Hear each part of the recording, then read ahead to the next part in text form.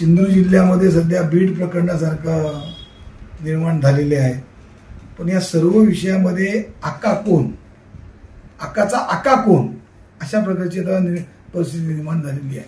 सुरुवातीपासून जर बघितल्यानंतर 2005 मध्ये पोटनिवडणुकीमध्ये रमेश गोयेकर बेपत्ता झाला आणि माझ्या पोटनिवडणुकीच्या आधी जी किल्ल्याकडे कोणाची बॉडी तरंगत होती त्याचा अजून थांबपत्ता लागला नाही.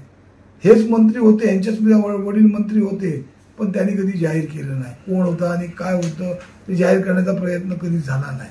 त्याचबरोबर ज्या आता निलेश राणे ज्या भागाचे आमदार आहेत त्यांच्या निवडणुकीत त्यांचेच असलेले काका अंकुश राणे यांची हत्या झाली. त्यावेळी संजय राऊत आणि वैभव नाईक हे आरोपी आहेत अशा प्रकारचं नारायण राणेंनी स्टेटमेंट केलेली आमच्याकडे आहे.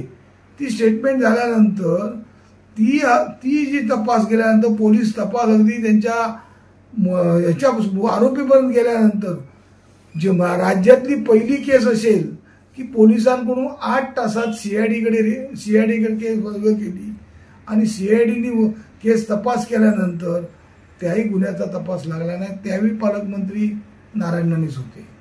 त्याचबरोबर ज्या SM हायस्कूलचे शिपाई मंचेकर यांची हत्या झाली त्यावेळी पण पत्ता लागला नाही. कोणी हत्या केली, काय केली, कशी केली, पण त्यावेळी पण त्यांचे वडीलच पालकमंत्री होते. त्याचबरोबर बाळाभाऊंचा जो मृत्यू झाला त्यावेळी ह्याच राणेंनी मोबाईलच्या स्फोटनी मृत्यू झाला अशा प्रकारची स्टेटमेंट केली, वृत्तपत्रांना आणि दूरचित्रवाण्यांना दिली. पण तो खरोखर मोबाईलच्या स्फोटनी मृत झाला की याचा कुठेही पोलीस रिपोर्ट, पोलीस अहवाल किंवा कुठे काय छापून आलेलं दिसत नाही. शिरसाट हे कधी शिवसेनेमध्ये होते ते निलेश राणेंनी जाहीर करून दाखवावं. कोणतरी येऊन कोणतरी वैभव नाईकांबरोबर उभे आहेत म्हणून वैभव नाईकांचा संबंध जोडण्यापेक्षा असे राणेंबरोबर किती लोक जवळ आहेत आणि किती लोक हे आहेत. तर ही मालिका राणे कुटुंबीय सत्तेवर आल्यानंतर चालू होते. खऱ्या अर्थाने राणे कुटुंबियांचा आता वडील झाल्यानंतर मुलगा आला. आता मुलगा आल्यानंतर सिद्धेश शिरसाट हे अनेक वर्षापासून दारू धंदा करतायत. त्यांची पत्नी ज्या असलेल्या लोकांबरोबर जाऊन त्यांनी सिद्धेश घोटाळे पण शिंदे गटात जाऊन निलेश राणे शिंदे गटात जाण्यापूर्वी ते तालुका अध्यक्ष आहेत पत्नी त्याची.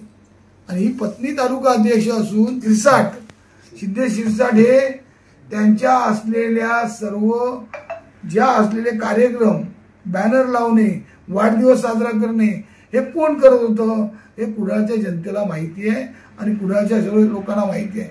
त्यामुळे सिद्धेश हे जे आज अटक झालेले आहेत त्यांचे असलेले धंदे काय होते, एवढे धंदे माहिती असताना तुमचे फोटो लावत होते कसे, त्यावेळी तुम्ही का रोखलं नाही त्यांना की माझे फोटो लावू नको, तू 2 नंबरचा धंदा करतोस, हे दाखवण्यासाठी असलं तरी खऱ्या अर्थाने आज या पुण्यापर्यंत पोलीस पोचलेले आहेत.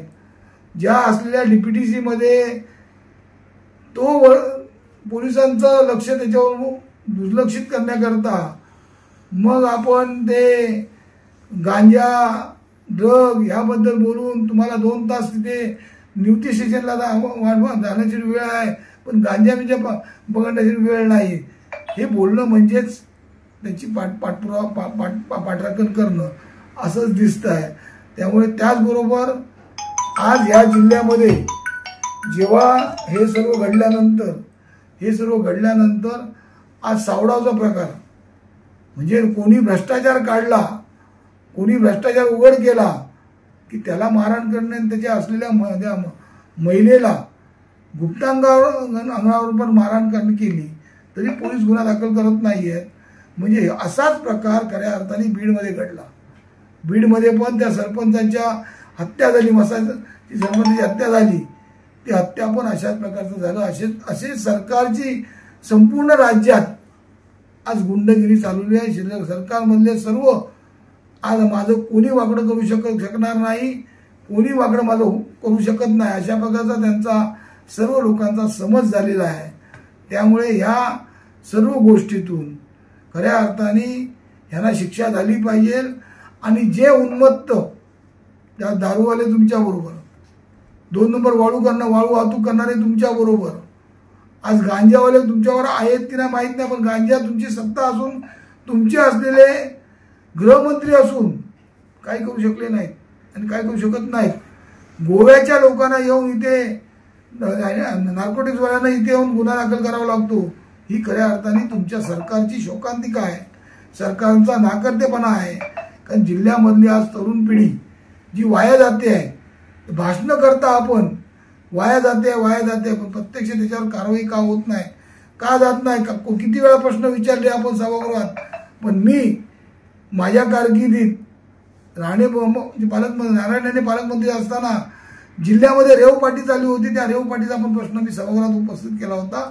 म्हणजे जिल्हा किती नासवण्याचा प्रयत्न ह्या असलेल्या सर्व लोकप्रतिनिधी करतायत यावरून दिसत आहे। त्यामुळे वैभव नाईकाला बदनाम करण्यापेक्षा आपल्या कुटुंबातल्या असलेल्या पालकमंत्री, मंत्री, खासदार, आमदार, केंद्रीय मंत्री असताना जिल्ह्यात काय काय होत होतं त्याच्याकडे लक्ष देण्याची गरज आहे। त्या काळात गुन्हा दाखल झाल्यानंतर कोणाच्या पक्षाच्या तालुका प्रमुखांनी सिद्धेश शिरसाट यांना आपल्या गाडीने कोल्हापूरला नेऊन लपवलं, त्याचा पण शोध पोलिसांनी घेणं गरजेचं आहे। म्हणजे पोलिसांना कळेल की याच्यामध्ये कोणत्या पक्षाचे लोक इन्व्हॉल्व आहेत आणि कोणत्या पक्षाचे लोक त्याच्यामध्ये वाचवण्यासाठी प्रयत्न करत आहेत। आणि ज्यांनी नेलं तालुका प्रमुखाला, त्या तालुका प्रमुखाला कोणाकोणाचे फोन आले त्याची पण CDRच्या तपासणी करण्याची गरज आहे, तर ते उघड होणार आहे।